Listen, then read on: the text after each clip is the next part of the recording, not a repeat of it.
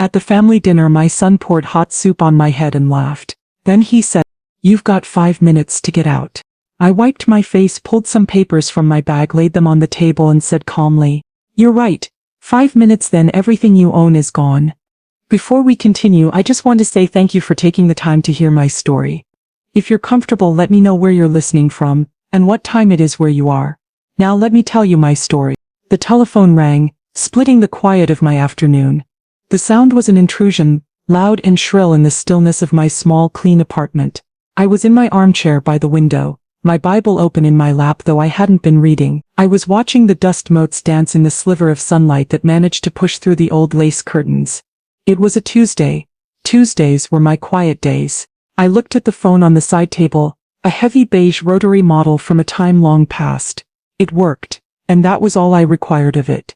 It rang a second time, insistent, demanding. I already knew who it was. There was only one person who called me with that kind of impatient energy, as if the ringing itself was an accusation. With a soft sigh, I marked my page and reached over, lifting the heavy receiver. "Praise the Lord," I said. "Mama? You there?" His voice. Darius. It was like cold oil, just as I remembered from the prompt. Smooth on the surface but with a thickness beneath it that gummed everything up. He never called just to say hello.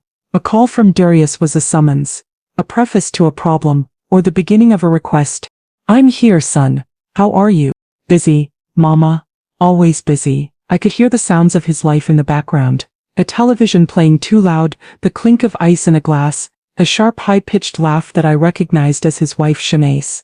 "Listen, I don't have a lot of time. Shanace and I, we're having a special dinner this Sunday, over at the house." The house?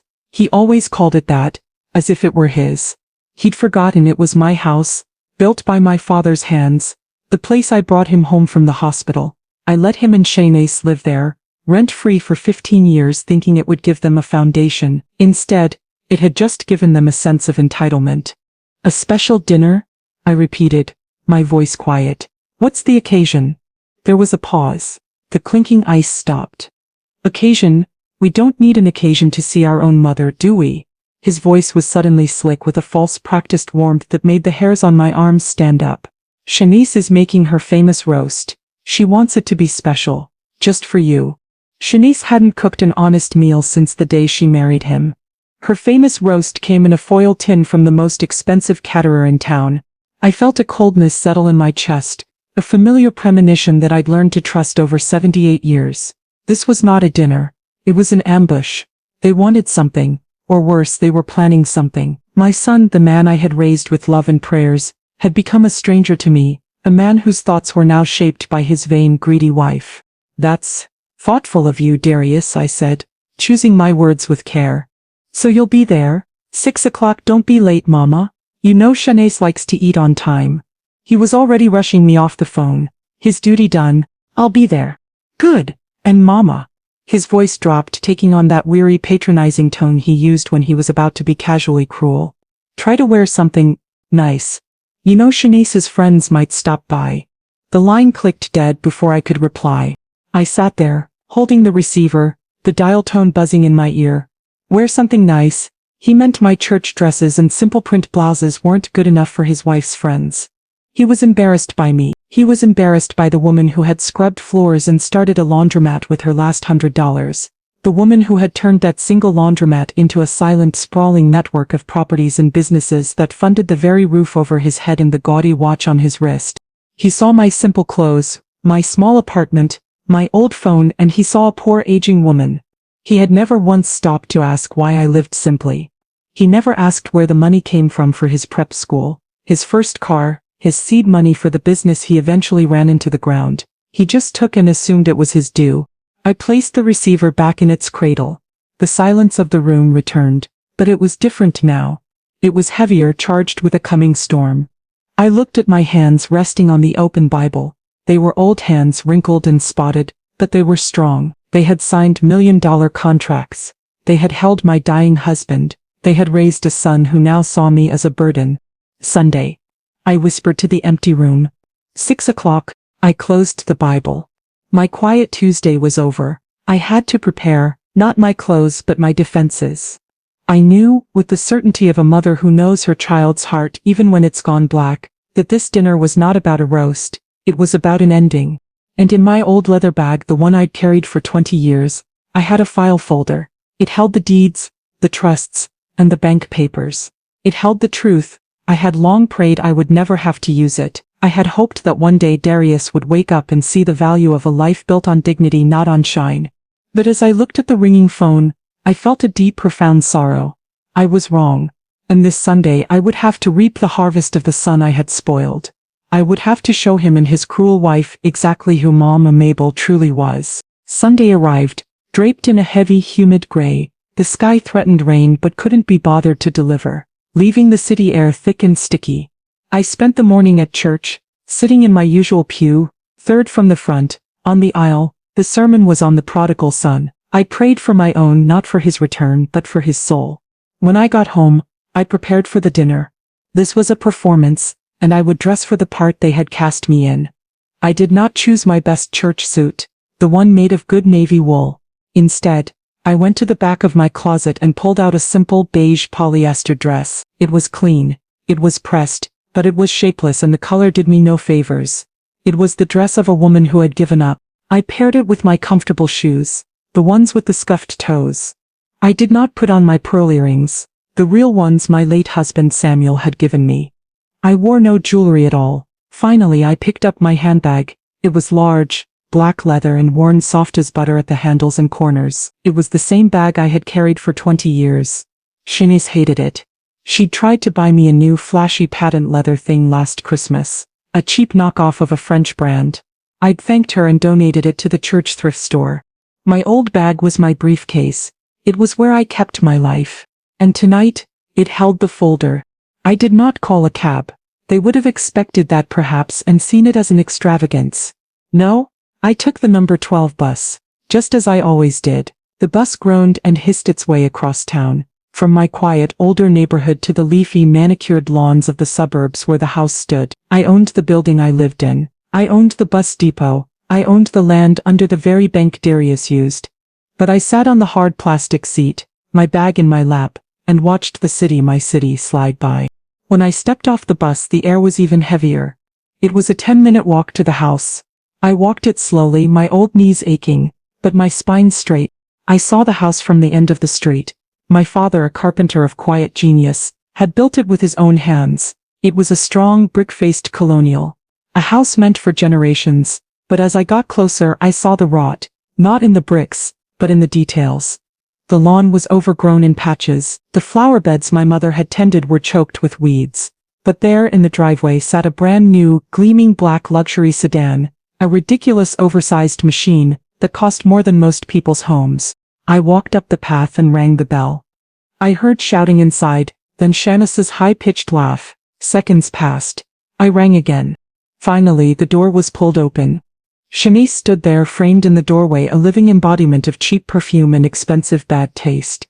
She wore a tight red leopard print dress, and gold hoops the size of my fist swung from her ears. Her acrylic nails, at least 3 inches long, clicked impatiently against the phone in her hand. "Oh, you're here," she said. Her smile was a grimace. "Hello, Shanice. You're looking well.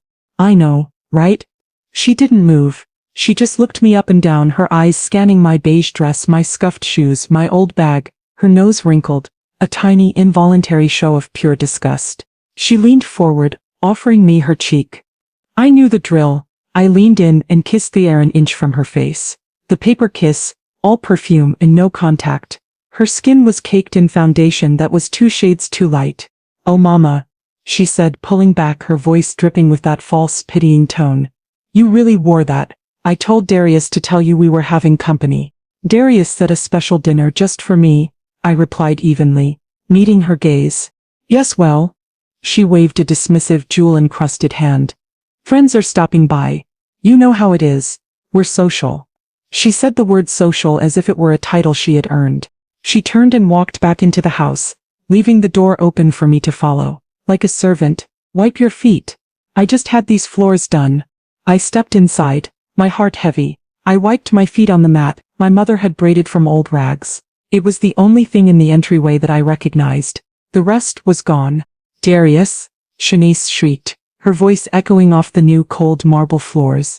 Your mother's here, and you won't believe what she's wearing. I closed the door behind me, the heavy oak thudding shut. I took a deep breath. The air smelled wrong, full of chemical polish and Shanice's perfume. The battle had begun.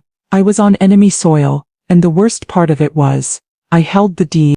I followed the sound of Shanice's clicking heels into the dining room, and I had to stop in the doorway, my breath caught in my chest. Not from awe, but from sacrilege.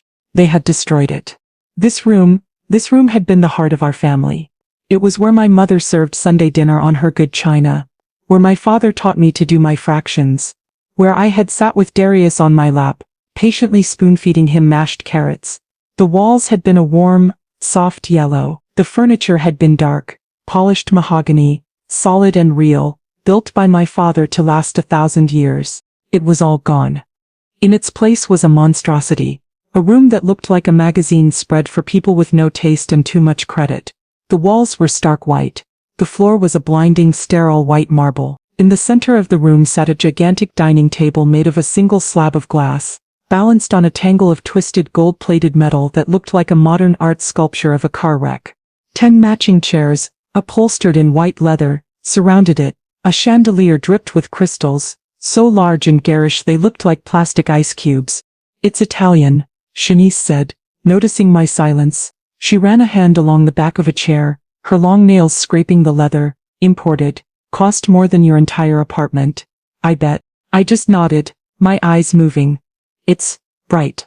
It's modern, Mama, Darius said, walking in from the kitchen. He wasn't wearing a suit, but a silk tracksuit that shimmered under the harsh lights. A thick gold chain rested on his chest. He kissed my cheek, a dry, quick peck. Shanice has incredible taste. She's got an eye for quality. Of course, I said softly. I sat down in the chair he pointed to, at the far end of the table. It was cold and uncomfortable. My old bag, I placed on the floor by my feet. So, Mama, Darius began, taking the seat at the head of the table. Shanice sat at the other end, leaving us separated by a football field of sterile glass. How's retirement? Still clipping coupons? He and Shanice shared a snicker. I keep busy, I said. Church, my garden.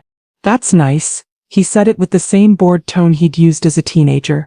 He snapped his fingers and Shanice immediately got up to pour him a drink from a bar cart that was also inexplicably covered in gold chrome.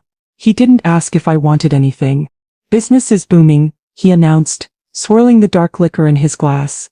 Just closed a massive deal. We're thinking of buying a second car, something for Shanice to pop around town in. Right, baby? A convertible, Shanice purred, draping herself over his shoulder. White. With red leather seats. And we're booking a trip, Darius continued, his voice getting louder. He was performing, bragging for an audience of one. Dubai. First class all the way. You can't put a price on living your best life, Mama. You should try it sometime. I looked at him. My son. He was 48 years old, but he looked like a spoiled child, dressed in his father's clothes which were 2 sizes too big. He was bragging about a trip, and I knew for a fact that the property management company I had gifted him was 3 months behind on its property taxes. I knew because the delinquency notices came to my P.O. box. I remembered him in this room, age 10, proudly showing me a birdhouse he'd built. It was crooked, the nails were bent, but he had made it. I had it on my apartment balcony to this day. Where had that boy gone?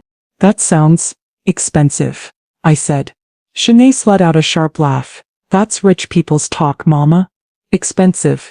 Affordable. We don't think like that. We see what we want, and we get it. Of course, I said, sipping the water they had provided. It was in a glass so heavy and angular I could barely lift it. But you must be careful, son. Debt is a cruel master. Darius slammed his glass on the table. The glass rang like a bell. Debt? Who said anything about debt? I'm talking about investments. I'm talking about assets. Things you wouldn't understand, Mama. Your world is laundromats and rent checks. My world is global. He was breathing heavily, his face flushed. He was performing, but he was also trying to convince himself. He was building his case, and I, the silent, simple woman in the beige dress, was the jury he had to sway or dismiss. I see, I said. I folded my hands in my lap. They looked at me, waiting. They wanted me to be impressed. They wanted me to be small, to be the drab gray background that made their gaudy colors look even brighter. So I gave them nothing. I just sat, and I waited. My silence was a vacuum, and it unnerved them. They needed noise and boasting to feel real. My quiet dignity was a judgment, and they couldn't stand it. The meal, when it finally arrived, was as cold and pretentious as the room. Shanice brought out plates with tiny artful smears of sauce, a single scallop and 3 asparagus spears. It was the kind of food designed to be photographed, not eaten. Darius ate his in 2 bites, his table manners gone with his humility. I ate slowly, methodically. The food was tasteless, but I would give them no other complaint. I would be the perfect, grateful, poor old mother. Every moment of my quiet compliance seemed to wind them tighter. Like a spring. They wanted a reaction. My passivity was infuriating to them. I had placed my old leather bag on the floor by my feet. Tucked away, Darius, getting up to pour himself a 3rd glass of whiskey, didn't even look down. He tripped, his foot catching the strap. My bag flew across the marble floor. It wasn't a violent spill, but it was a total one. My life scattered across the sterile white floor. My old coin purse, a half-used tube of hand lotion, a tin of peppermint candies, my keys, a church bulletin from that morning, and of course the thick worn file folder held together by a simple rubber band. "Oh, Darius snarled, annoyed at the interruption. "Mama, why do you put that old junk right in the way?" Shanice laughed. "Darius, look. She's still got those hard candies. I thought only grandmas in cartoons did that." Darius nudged the file folder with the toe of his expensive patent leather shoe. "What's this, Mama? More coupons? Or your will? Leaving me all your porcelain cats?" He laughed at his own joke. A harsh, braying sound. I didn't answer. I simply, and with as much dignity as I could muster, bent down, my knees cracked in protest. The floor was cold. Slowly I began to gather my things. I picked up the mints. I picked up my keys. I picked up the church bulletin. Then I reached for the folder. Darius's shoe was still on it. "Excuse me, Darius," I said softly. He looked down as if just noticing. "Oh." He moved his foot.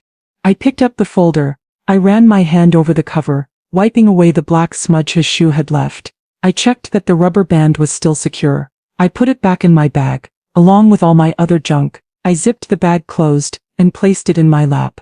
I would not put it on the floor again. I returned to my seat. I took a sip of water. I did not look at them. The silence in the room was brittle. I had done it again. I had refused to break. I had refused to be humiliated. By cleaning up my own things without complaint, I had somehow humiliated them. Shanice threw her napkin on her plate.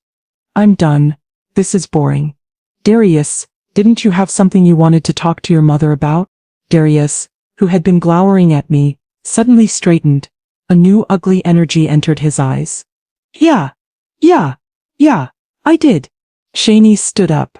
"Actually, Mama, since you're just sitting there, make yourself useful. Clear these plates." She smiled, a wide, shark-like smile. This was a test, a clear line being drawn. I was not family. I was not a guest.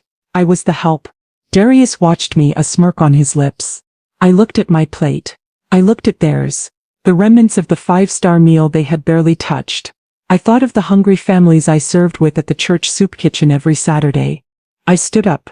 My knees protested again. "Of course, dear," I said to Shanice. I picked up my own plate. I walked over and picked up Darius's. I picked up Shanice's. I held the stack of heavy, expensive china. They were heavy, but I had carried far heavier burdens. I carried them into the kitchen, the one room they hadn't completely ruined. It was a mess. Foil containers and catering boxes were piled everywhere. I scraped the plates into the trash and set them by the sink. When I returned to the dining room, they were whispering. They stopped the moment I entered, and a new, giddy, cruel light was in their eyes. They had confirmed it. I was weak. I was a servant. I would do as I was told. They had just passed sentence on themselves. "Sit down, Mama," Darius said, his voice now full of a false, booming authority. He was the man of the house. He had just proven it. "Shanice and I have a surprise for you." A sick, nervous energy filled the room. It was the same energy I'd felt in boardrooms just before a hostile takeover.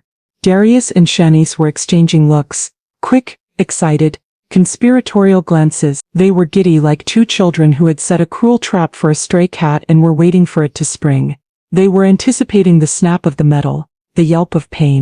I sat down, my hands folded over my bag in my lap. I was the stray, and I could see the trap plain as day. It's just, we've been doing so much thinking, Shanice began, her voice sliding into that syrupy fake maternal tone she used when she was about to be exceptionally vicious. We worry about you, Mama. We really do. That's right. Darius picked up, leaning forward on the glass table, his silk tracksuit rustling. All alone in that tiny apartment. It's not safe, and frankly it's not a good look for us, for me. People ask where my mother lives, and I have to, hedge. He has a reputation to maintain, Shanice added, as if he were a king. I just looked at them, I let the silence stretch. I would not help them, I would not ask the question, I would make them say every single rotten word. Darius, annoyed by my silence, pushed on. So we've decided to make a change. A big one. For you, Mama. It's really a celebration. That's why I'm getting the surprise. Shanice squealed, clapping her hands together. The sound was like two small sharp bones striking each other. She hurried into the kitchen. I heard the clank of a pot, the whoosh of a gas stove being lit. A moment later I smelled it. Not a home-cooked aroma. It was the tinny, overly salty, artificial smell of canned chicken noodle soup. My blood went cold. This was it. This was the special dinner. Shanice came back out, walking with a theatrical slowness. She was carrying a large brand-new gaudy soup tureen. It was white porcelain painted with gold cherubs. It was the ugliest thing I had ever seen, and it was steaming. She placed it on the glass table with a heavy, deliberate thud. It's just, well, Mama, you're looking a little stale, Shanice said, her eyes gleaming with malice. You're stuck in the past. That beige dress, that old bag, that dusty apartment. You need something to, well, freshen you up. Darius stood up. He cracked his knuckles, a slow, deliberate sound. He was enjoying this. This was a performance for his wife, a sick display of his power. He was proving to her that he was the alpha, the man of the house, that he had his pathetic old mother completely under his thumb. That's right, Darius said, his voice a low, ugly growl. He stepped over to the tureen. We thought you needed a wake-up call, a little zest. He put his hands on the handles of the tureen. I looked at him, my son, the baby I had nursed, the boy I had taught to read, the man I had funded. His face was twisted into a mask of ugly, childish cruelty. He was doing this, he was really doing this. I did not brace. I did not beg. I did not plead. I did not move a single muscle. I just watched him. I thought of my mother's words. Long ago when I'd complained about this very boy's temper tantrum. You got to let them feel the sting of the world, Mabel, she'd said. Else they grow up thinking they are the sting. I had failed. I had protected him from every sting, and he had grown up to become this, a monster in a silk tracksuit. Darius has a special surprise for you, Mama, Shanice whispered, her voice trembling with excitement. She was filming this on her phone. Open your eyes, Mama, Darius sneered. Time for your bath. He lifted the tureen. He didn't hesitate. There was no flicker of doubt in his eyes, no last-second pullback of conscience. There was only the ugly, focused glee of a bully who knows his victim can't fight back. Darius lifted the heavy, steaming tureen and with a grunt of exertion dumped the entire contents over my head. The world exploded. First, there was the sound, a thick, viscous slosh followed by the splatter of liquid hitting my shoulders and the marble floor. Then there was the shock of the heat. It was scalding, a sudden, terrifying, blossoming pain that seared my scalp. It was hotter than I could have imagined. They had heated it to boiling.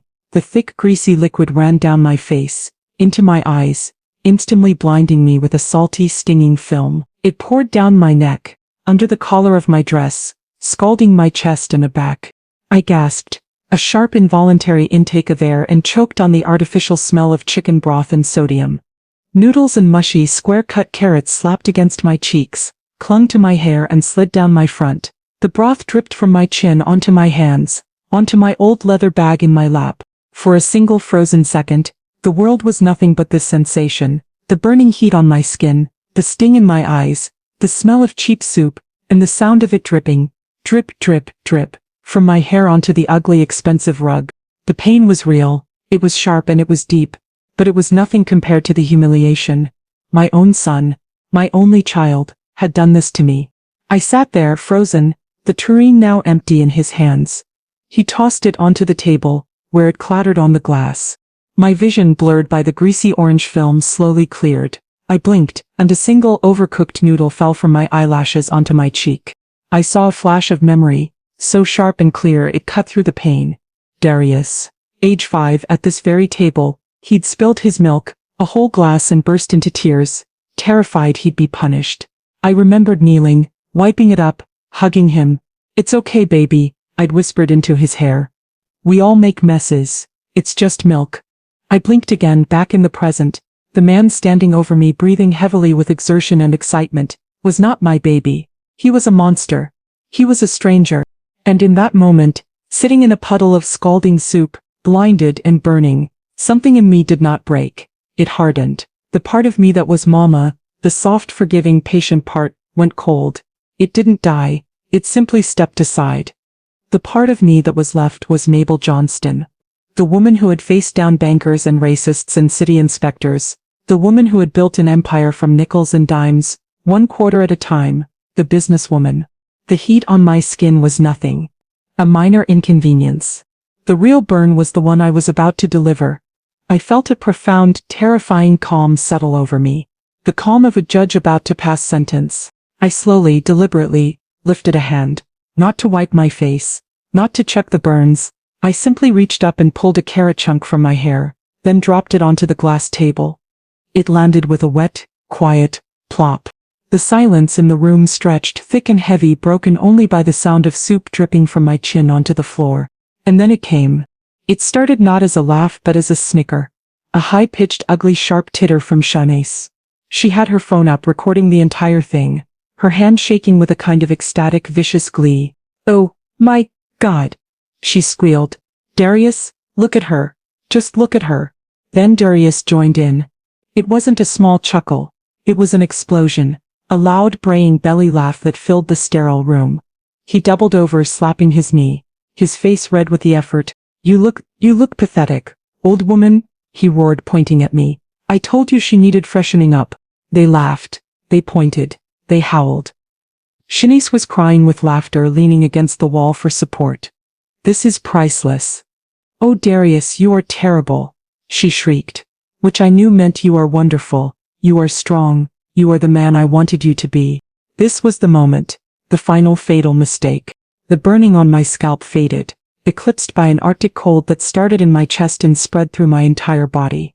The laughter. It wasn't just cruel, it was stupid. It was the laughter of people who had just sealed their own fate and were celebrating it. They were not just taunting a poor old woman. They were laughing at the woman who held the deeds to their house. The woman who owned the car they were bragging about. The woman who could with a single phone call freeze the bank accounts they were using to plan their trip to Dubai. They were laughing at their own funeral. And the laughter, it severed the last thread. The last frayed, worn-out thread of maternal obligation. The part of me that, even 5 minutes ago, would have found a way to forgive this. The part of me that would have blamed Shanice, or the liquor, or a bad phase. That part was gone, burned away. I sat perfectly still. I let them laugh. I let them get it all out. I let them empty themselves of all their poison. I needed them to have this moment, to feel this peak of their power. The higher they climbed, the more total the fall would be. My internal clock, the one that had run my life for 78 years, was ticking. 1. They humiliated me. 2. They assaulted me. 3. They are laughing about it. It was enough. It was more than enough. Slowly, deliberately, I did not reach for a towel. I did not scream. I did not cry. I simply blinked the last of the soup from my eyes. I saw them. I saw their 2 laughing, ugly faces, blurred slightly, as if I were seeing them from a great distance. I lowered my gaze from their faces to my lap, where my old leather bag sat, soaked in broth. The laughter began to taper off, dying into a few last satisfied chuckles. Darius was wiping a tear from his eye. Shanice was saving the video. "Phew," Darius said, catching his breath. Okay, that was good." He pulled out a handkerchief, silk of course, and wiped his face. He was done with me. The joke was over. He pointed a finger at me. And that's when he delivered the final line. Darius finally caught his breath, his laughter tapering off into a series of satisfied wheezing coughs. He looked at me, a conqueror, a man who had finally put his tiresome, pathetic old mother in his place. He pulled a silk handkerchief from the pocket of his tracksuit and delicately wiped the tears of mirth from his eyes. He was done with me. The joke was over. It was time for the final devastating punchline. He tossed the handkerchief onto the table, a gesture of ultimate final dismissal. He pointed a long lazy finger at me, his face still flushed with the high of his own cruelty. "All right, Mama. Show's over." His voice was no longer pretending to be warm. It was flat, hard and cold as the marble floor beneath my feet. This was the voice he used on employees he was about to fire, on contractors he was planning to stiff. This was his true voice. "You've got 5 minutes to get out." The words hung in the air, sharp and clear. 5 minutes. The specificity of it was like a slap. This wasn't an emotional outburst. This was a plan. The dinner, the mockery, the soup. It was all a prelude to this. A calculated act of termination. "What did you say, Darius?" I asked. My voice was quiet, almost a whisper, but it was steady. The broth was dripping from my hair into my lap, pooling on the leather of my old bag. The skin on my scalp and neck was screaming, a dull, fiery throb.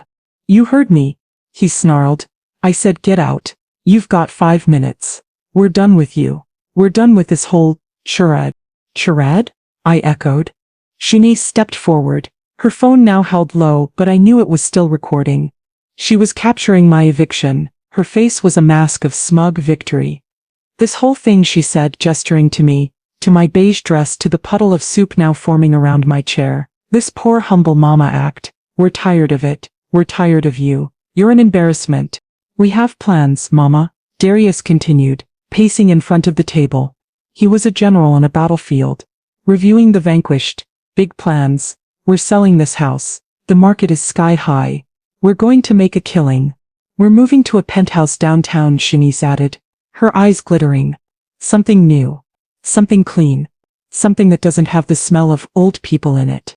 And you," Darius said, stopping to point at me again, "are not part of those plans. We're putting you in a home. We've already picked it out. Sunshine Meadows." I knew Sunshine Meadows. It was a lie of a name. It was a concrete block on the bad side of town. The place families dumped the relatives they intended to forget. The state had cited it 3 times for neglect. My church ran a charity drive for their residents every Christmas, just so they'd have blankets. "You can't just..." I started. "I can what?" he snapped. "This is my house, Mama. I've been patient. I've let you keep your name on the papers for tax reasons, or whatever. But my lawyer says it's time. We're forcing a sale. You can take your little share, or we can fight you in court and prove you're incompetent. And trust me," he sneered, looking at me, dripping with noodles. "That won't be hard to do. You look insane." He looked at the gaudy, oversized watch on his wrist. "Your 5 minutes are ticking. I'd get started if I were you. Don't take anything. We'll have your junk from the apartment sent to the home." He and Shanice crossed their arms. They were waiting. They were expecting tears. They were expecting begging. They were expecting me to curse them, to wail, to plead, to collapse into a puddle of geriatric despair. They had planned this moment, rehearsed it, and were savoring the payoff. 5 minutes. It was more than enough time. The laughter in the room had completely stopped. The only sound was the drip, drip, drip of chicken broth from my hair onto the glass table. Darius and Shanice stood there, 2 statues of smug arrogance, their arms crossed, waiting for my collapse. But I did not collapse. I did not cry. I did not beg. I did not raise my voice. Something else happened. The woman they knew as Mama, the soft, simple, beige-wearing widow who went to church and clipped coupons. The woman they saw as a doddering fool simply vanished. She evaporated. The heat on my scalp, the sting in my eyes, the reek of the soup. It all faded into the background, becoming a dull, distant noise. In its place, a profound Arctic calm settled over me. It was a feeling I knew well, a familiar click in my brain. It was the feeling I got right before I closed a difficult deal, right before I dismantled a hostile lawyer in a deposition, right before I signed the papers that would build a new wing on the hospital. It was the feeling of absolute cold and total control.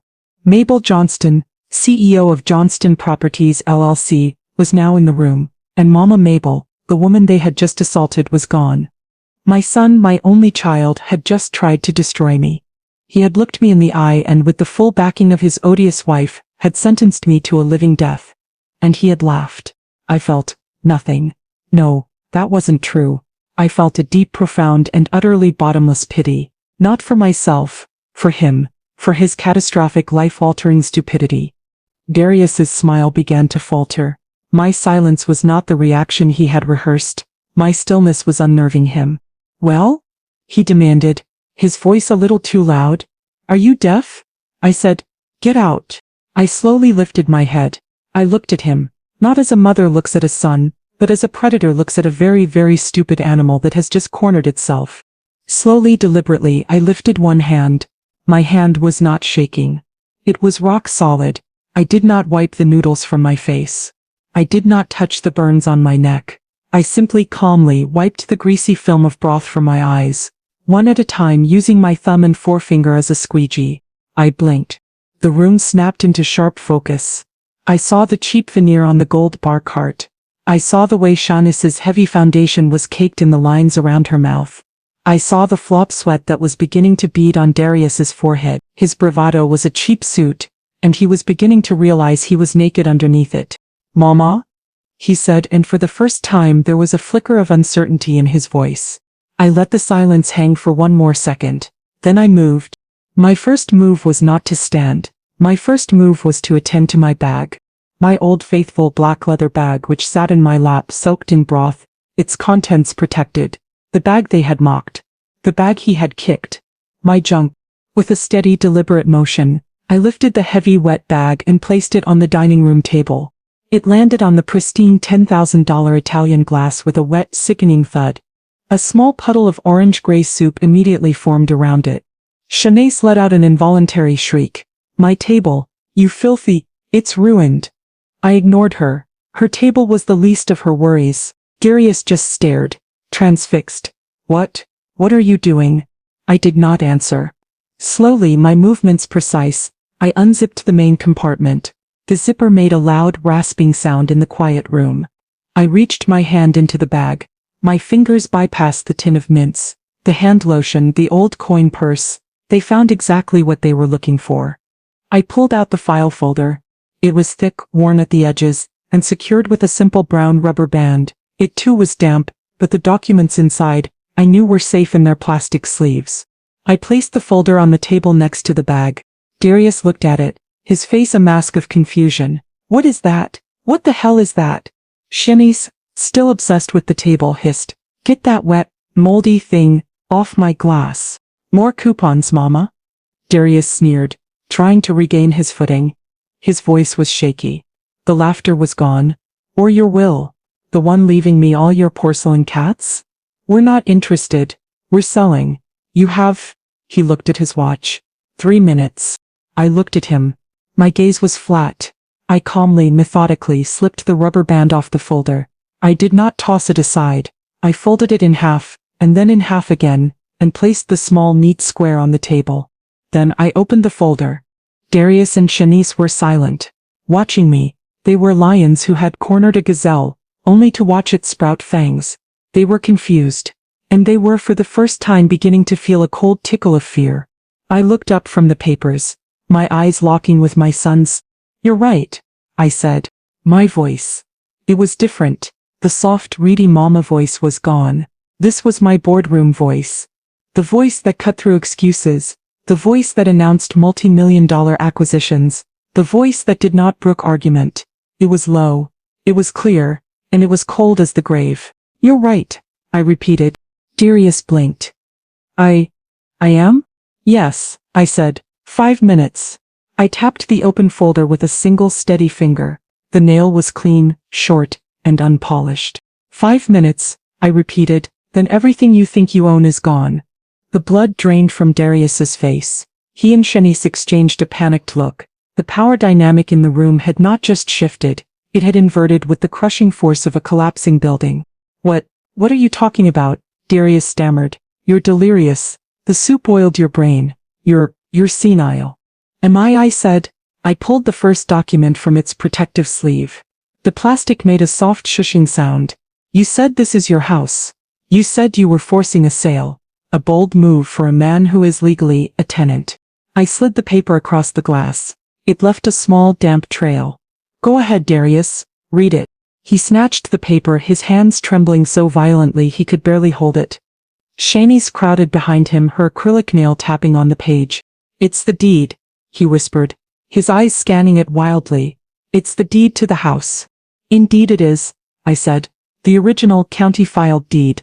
Now look for your name. Take your time. I'll wait. His finger traced the lines of text. It's not here. Mama, what did you do? You're looking for Darius Johnston. You won't find it, I said calmly. You're looking for Mabel Johnston. You won't find that either. My father was a smart man, Darius, a better man than I, and a far better man than you. He and I set up a legal structure in 1993 after your father passed. It's called the Johnston Family Legacy Trust. I leaned forward, the soup dripping from my chin onto the glass. This house, Darius, along with the land under the first 4 laundromats and the apartment building I live in, are all held by that trust. I am the sole trustee. Do you know what you are? He just stared at me, his mouth open, his face a pale pasty gray. You are the provisional caretaker, I said, quoting the document from memory. You are permitted to reside here, and I quote, at the sole discretion of the sole trustee. That's me, and my discretion has just run out. No. Shanice whimpered, backing away.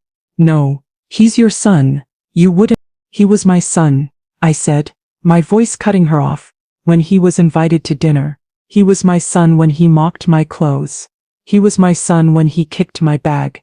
But when he poured boiling soup on his mother's head and laughed, he became a liability. He became a problem, and I, my dear, am very, very good at solving problems.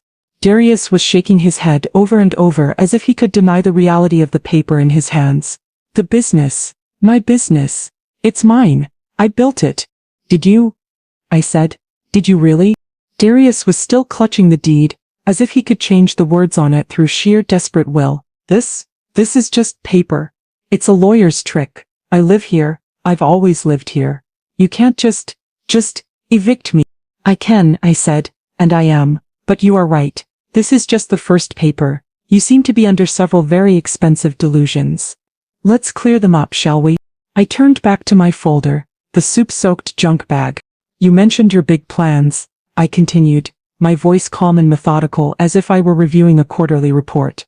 You mentioned the house. We've covered that. It's mine. Now what was next? Yes. The sale. We'll fight you, Darius shouted, his voice cracking with a mixture of fear and his last pathetic dregs of bluster. We'll get a lawyer. We'll prove you're incompetent. Look at you, he gestured, you're covered in soup. I am, I agreed, and you are the one who put it here. An elder abuse charge, Darius. Assault with a weapon. I have a witness. I nodded at Shanice, and I'm fairly certain she has a video. How competent will you look in front of a judge? Explaining this. Shall we find out? Shanice let out a small, terrified squeak and fumbled with her phone, trying to delete the footage. I wouldn't do that, I said, not even looking at her. That's destruction of evidence. That's a felony. Your life is collapsing, my dear. I wouldn't advise adding accessory to assault and obstruction of justice to your list of problems today. She froze, her hands shaking. I turned back to Darius. His face was ashen. The legal terms, my competence in using them, had terrified him more than the deed itself. He had always believed I was simple. The cognitive dissonance was shattering his brain. But, he stammered, his mind scrambling. The money from the sale. I need that money. Yes, I said. I know. I've seen the reports. But you're confused again. You don't own this house, Darius. You were just living in it. You are and have been for 15 years. A tenant. A non-paying one. At that, you have zero equity. You have zero claim. The proceeds of any sale, which I assure you I will be conducting on my terms, belong 100% to the Johnston Family Legacy Trust, of which I again remind you I am the sole trustee. I let that sink in. The blood hadn't just drained from his face. It felt as if it had drained from the entire room. The gaudy white walls, the ugly gold chandelier, it all seemed to fade, leaving just the 3 of us at that table, and the truth sitting wetly between us. No, Shanice whispered. It was a prayer. No, no, no. She was looking around the room at the Italian glass table, the white leather chairs. She wasn't just seeing a dining room. She was seeing a life she had never actually owned, a life that was now evaporating before her very eyes. Darius. My son looked at me. The cruelty was gone. The arrogance was gone. All that was left was a hollow, desperate, terrified child. Mama, he whispered. Mama, why? You ask me why. I said, my voice rising for the first time, not in anger but in sheer cold disbelief. You are sitting across from your mother who is covered in burns and sticky noodles that you put there. And you ask me why? Because you are a fool, Darius. You are a greedy, cruel, and profoundly stupid boy. And I am done paying for your mistakes. Darius sank into one of the white leather chairs, his legs giving out. He was gasping, like a fish on a dock. But, my business, my car. Ah, yes, I said, consulting my folder. Let's move on to the accessories. I pulled out the next document, item 2, the new black luxury sedan in the driveway. The one you were bragging about. I slid the lease agreement across the table. It stopped right in front of his face. You'll see the lessee is not Darius Johnston. It is Mabel Properties LLC, my holding company. You are listed as a permitted driver, a privilege that is contingent on your employment with the company. A privilege which I assure you, I will be revoking in about, 10 minutes. When I call the leasing agency and the police to report the vehicle as unauthorized, you will leave it in the driveway. You will drop the keys on this table. His head dropped. He couldn't even look at the paper. Item 3, I said, my voice relentless. Your booming business, the property management company I gifted you. I pulled out the original articles of incorporation. You told me you built it. A funny turn of phrase. For a man who took my seed money, my properties and my name, and proceeded to run it 3 months behind on its property taxes. I know, Darius, the delinquency notices come to my P.O. box. I am the majority shareholder. You are the president, on a salary, I might add, that I can and will terminate effective immediately for cause. I leaned in, and assaulting the majority shareholder with hot soup is, I believe, excellent cause. You are fired. No? He whimpered. No? Mama? Please. And then I said, turning my gaze to Shanice, who had gone so white she was translucent, there is the matter of your boutique. Shanice stopped breathing. I pulled another paper from the folder. The one with the imported clothes. A lovely little shop, in a lovely little building. A building which, I tapped the paper, I own. You are 6 weeks late on your rent, my dear. I've been very patient, but my patience is now at an end. Consider this your formal 30-day notice of eviction. I will expect the keys and the back rent by the 1st of the month. Shanice made a small choking sound and slid down the wall, her leopard print dress hiking up her thighs. She was sobbing, a high, thin, ugly sound. And finally, I said, pulling out the last document. The trip to Dubai, the first-class tickets, the penthouse you were planning to buy. I slid the bank signatory card for his corporate accounts onto the table. You seem to have forgot all your corporate accounts require 2 signatures for any withdrawal over $1,000. Mine and yours. I will not be signing any more checks, Darius. I will not be funding your best life. As of this moment, you are frozen. You are locked out. I put my hands flat on the table. The junk folder was now empty. The truth was all out. You don't own the house you're in. You don't own the car you drive. You don't own the business you run. You don't even own your wife's store. You own nothing. I stood up, the chair scraping back on the marble floor. I was still dripping. I was a mess of noodles, carrots, and broth. But I had never in my 78 years felt more powerful. You are a child, I said, my voice dropping to a whisper that cut through the room. Living in his mother's house, playing with his mother's toys and living on his mother's allowance. And you just poured soup on my head. The room was dead. The only sound was Shanice's gasping, hyperventilating sobs from the floor. Darius was frozen, his hands on the glass table, his knuckles white.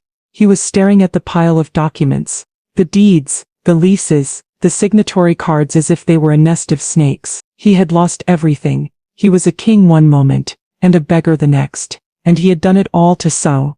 Your 5 minutes, I said, my voice like ice. Darius's head snapped up. His eyes were wide, hollow, and utterly broken. Mama, please. I didn't, It was Shanice. It was her idea. She told me to. She said you were weak. She said, shut up. Shanice shrieked from the floor. You did it. You. Silence, I commanded. My voice cracked like a whip, and they both flinched. Two badly behaved children.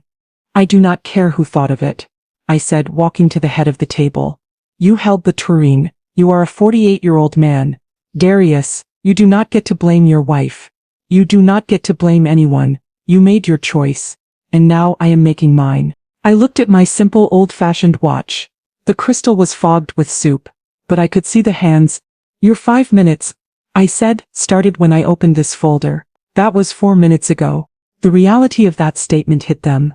This was not a negotiation. This was a countdown. You have, I continued, 60 seconds. Get your wife, get your coats, get your lies, and get out of my house. The panic was electric. Shanice scrambled to her feet, her red dress twisted, her mascara running. My things, my clothes, You will leave with what you are wearing, I said, and your purses. I will have a service pack up your personal effects and send them to, well, I'm sure you'll find somewhere to stay. Perhaps Sunshine Meadows has an opening. Darius was still frozen. Mama, I'm sorry. I'm so sorry. Please, don't do this. He was crying now, thick heaving sobs, his face crumbling. Do not, I said, my voice so low and so cold it scared even me. Ever call me that again. Mama is dead. She died when you picked up that tureen. My name is Mrs. Johnston, and you, sir, are trespassing. I pointed to the front door. 50 seconds. That broke the spell. The word trespassing was one they understood. It meant police. It meant public humiliation. Shanice, in a moment of pure animal panic, grabbed her phone from the table and snatched her purse from the bar cart. Darius, move, she screamed. She ran to him, grabbing his arm and yanked him from the chair. He stumbled, looking at me one last time, his face a mask of utter uncomprehending ruin. I'm your son. Get out, I said. He turned and they ran. They scrambled, pushing and tripping over each other, desperate to get out of the house. They didn't even grab their coats. Shanice was in her stockinged feet, having kicked off her heels. I heard the front door crash open. I heard them running down the stone path. I heard Shanice scream a curse into the humid night air. Then, silence. I stood in the dining room. My father's house. It was quiet. The only sound was the faint hum of the wine fridge. I looked down at the table. The mess was everywhere. The spilled soup, the dirty plates, the wet, ruined handbag. The papers that represented my life's work. I walked over to the thermostat and turned up the heat. I was cold. So very cold. I looked at my reflection in the dark dining room window. I was a sight. A 78-year-old woman, her gray hair matted with noodles, her beige dress stained and clinging to her skin, her neck and chest an angry red. I should have felt devastated. I should have been in shock. I should have been weeping for the son I had just lost, the monster I had raised. But I felt none of those things. I felt clean. I felt lighter than I had in 30 years. The burden of Darius, the weight of his greed and his weakness, was finally gone. I had reclaimed my house. I had reclaimed my dignity. I had reclaimed my name. I was Mabel Johnston. I was covered in filth, but I was, for the first time in a very long time, completely and utterly free. The end. Thank you for watching.